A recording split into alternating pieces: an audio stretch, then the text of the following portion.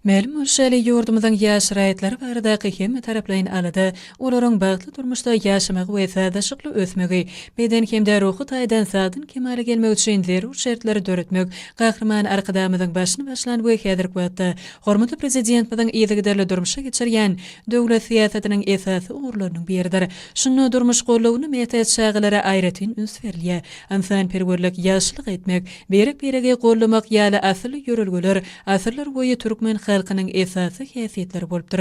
Gazna häzirki wagtda giňirimli netijeli işler alp barýar. Gazanyň terişleriniň hasabyny howanarlyga metat şagylara paýtagtymyzyň arkadaş şäheriniň hemde welaýetleriň lukmançylyk edaralaryna dörli operasiýalary geçirmek, bejergi üçin çykdaýjylary çağalar öýlerini, ýöretilişdirilen mekteplerde we mektep internatlarda terbiýelenýän we okuyan ýaşraýatlar üçin lukmançylyk maksatly enjamlary satyn almak üçin tölegleri geçirmek asylly däbe urly. Türkmen halkynyň milli lideri gahrman arkadamyzyň golu hemde atalyk aladaty netijesinde çağalaryň saglygyny dekeltmek we olaryň sadaşykly ösüşini öpçün etmek, saglyklaryny berkitmek uğruna ähli zerur şertler döretilip, hemme taraplaryna golu kömekleri berilýär.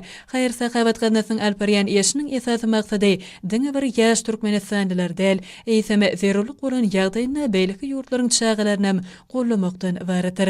Çünki ýaş nesili biziň geljegimizdir. Ýergiline beýlen geçilse gazna tarapyndan bir näçe döwletleriň çağalaryna insanperwer kömekleriniň berilmegi munyň aýdyň suwutnamasydyr. Olara derman we beýleki lukmançylyk serişdeleri, dokma azyk önümleri iýerli. Gahrman arkadamyzyň we arkadaly gahrman serdarymyzyň bolgamda öňe sürýän asyl başlangyçlary dünýä beleleşiginiň giňden makullanmagyna hemde ikrarnamasyna eýe bolýar. Türkmenistan ata-babalarymyzyň parasatly wesiýetlerini ötküzse ermek bilen kynçylykly döwürlerde kömegi we gollawy metäçlere hemişe dostluk golunu uzatmaga taýýardyr. Bularyň ählisi watanymyzyň 2025-nji ýylyň halkara parakatçylyk we anaşmak ýaly diýen asyl şygarynyň mazmunyna parakatçylygyň, anaşmak hemde insanperwerligiň beýik taglimlerine agrarlygynyň öz dürüjülik kuwwatyny tutuş adamzadyň behwidini öňdürmäge çalışýanlygynyň suwutnamasydyr.